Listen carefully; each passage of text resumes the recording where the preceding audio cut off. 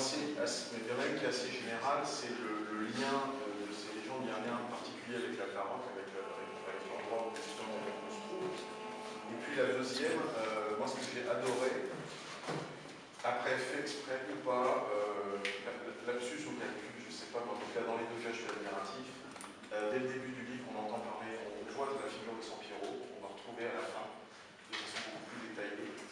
Et en tant que non-corse, mais sympathisant, j'ai découvert une chose.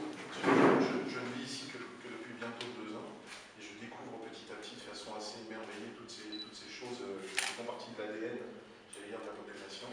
J'ignorais totalement ces histoires de malédiction familiale, et ça, j'aimerais beaucoup que tu en parles en détail, si tu veux. En parler en détail, ce n'est pas sûr, parce que ça occulterait tout le reste de ce qu'il y a dans le livre, et qui s'appelle Légende de la Corse éternelle. Alors, effectivement, on va laisser madame s'installer, parce qu'on n'a pas être gêné. Voilà. Effectivement, j'aime tes questions, parce qu'elles montrent l'intérêt du livre, et je t'y répondrai, hein.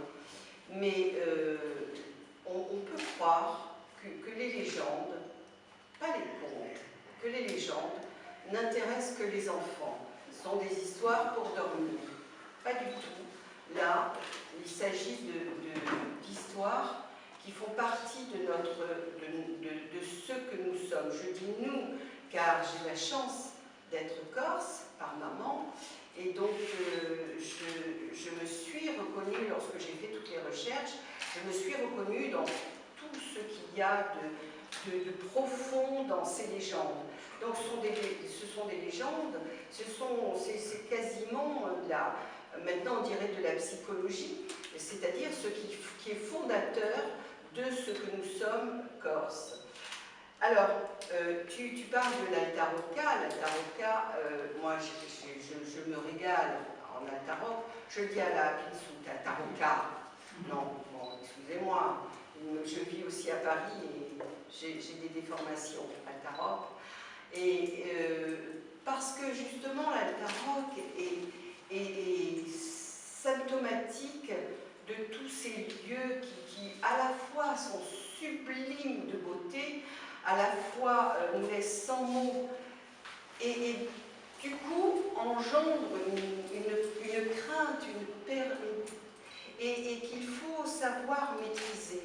Or, les légendes sont nées de cette angoisse.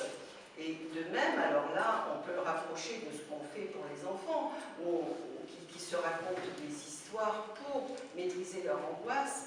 Nos anciens avaient besoin d'expliquer à la fois leur moi profond, à la fois ce qu'ils étaient, et à la fois cette nature qui leur donnait à vivre des choses qu'ils ne maîtrisaient pas. Donc ils les maîtrisaient par des mots et par des histoires qui ensuite se sont transformées, ont été véhiculées, et c'est vrai qu'on s'en aperçoit parce que les mêmes légendes sont les mêmes de fond, mais se déforment entre la Corse du Nord et la Corse du Sud, entre l'Altaroc et le bord de mer.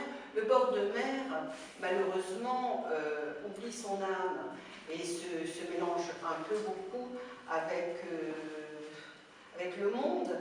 Et c'est dommage, et c'est d'ailleurs ce qui m'a incité notamment à faire ce livre. C'est pour mes petits-enfants qui sont typiquement des citadins qui viennent en Corse, disent-ils, mais parce qu'ils sont au bord de mer. Et je leur ai dit, c'est autre chose. Et vous êtes corse.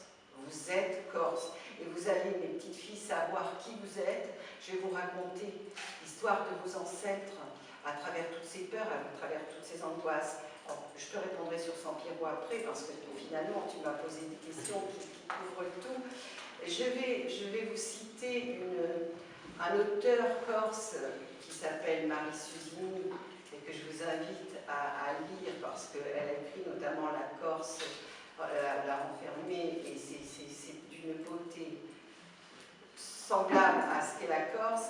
Elle dit: sur cette terre déchiquetée, âpre et magnifique, passé de la Corse est semé d'énigmes, peuplé de mythes, tissé de légendes. C'est ça, c'est exactement ça.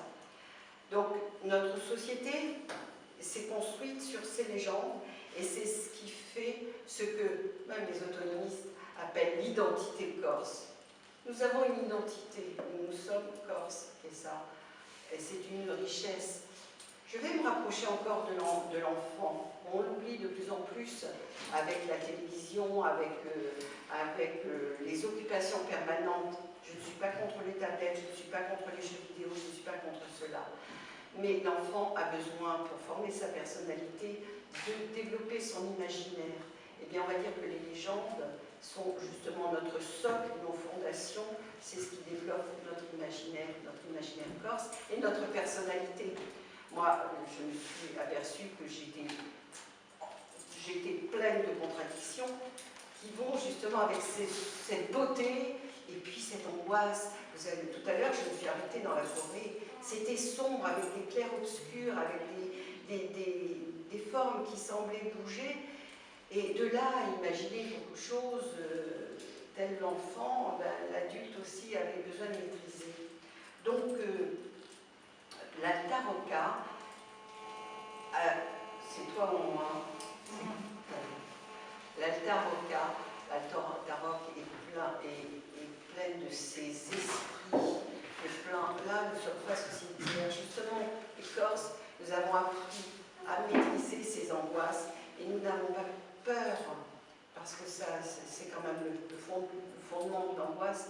Nous n'avons pas peur de la mort, on en parle, on l'affronte, on traverse. Pour rentrer dans mon village, comme beaucoup de villages corses, on traverse le cimetière. Là, en face, j'ai le cimetière. Nous vivons avec nos morts et avec parfois leurs esprits qui reviennent, d'où une certaine inquiétude. Que peuvent faire les esprits? Sont-ils bénéfiques? Sont-ils maléfiques? Donc nos anciens ont développé toutes des légendes, voire des superstitions, et voire des parades pour faire face à ces morts. Ça sera avec les Mazzerie, etc. Donc je vais répondre à ta deuxième question. Après, je parle de l'origine. Alors, Sampiero, c'est vraiment pour moi, à la fois un héros historique. C'était un combattant, c'était un chef de guerre. Il a mené jusqu'au bout des troupes entières pour la France, en tout cas pour les Médicis. Et donc c'est un homme qui déjà a une envergure terrestre énorme, mais justement il est lourd de toutes ces malédictions, de tout ce qui fait à la fois pousser à l'extrême notre structure, c'est-à-dire qu'il faut respecter les anciens, il faut respecter les coutumes, il faut respecter lui, il est engagé pour la Corse contre Gênes, et c'est lorsqu'il apprend que Vanina, sa femme, a vendu ses meubles, etc., et s'en va vers Gênes, il n'a pas considéré que c'était lui qu'elle trahissait, il a considéré que c'était la Corse qu'elle trahissait. Donc le Corse a une âme en plus, une habitude de vie. Et le Sampiero Corse, pour moi, c'est un héros cornélien. Il est en permanence entre deux choix, mais les deux sont létales, les deux sont fatales. Il est une légende. Il est foncièrement corse avec ses contradictions, car il peut se vendre pour défendre la France, il peut se vendre pour défendre l'Italie, enfin pas l'Italie, mais en tout cas pas Gênes, mais en même temps, il est ancré en Corse et il y meurt. Et c'est important.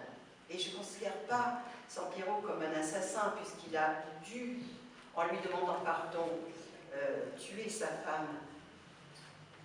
Alors, pourquoi a-t-il tué sa femme? Pas sur le champ. Il a tué sa femme parce que justement elle l'avait trahi. Et certains historiens qui veulent des choses factuelles, des vraies raisons, eux disent que c'est les Médicis qui ont demandé, justement parce qu'elle avait peut-être, ou elle allait donner elle avait trahi, ou elle allait donner des secrets des Médicis à Gênes, et pour cela il fallait la faire taire, et on dit que c'est eux qui ont voulu qu'elle meure. Moi, j'aime à croire que c'est le Corse qui n'a pas supporté que sa femme qu'il aimait ait pu trahir la Corse. C'est une légende, c'est celle que j'adore.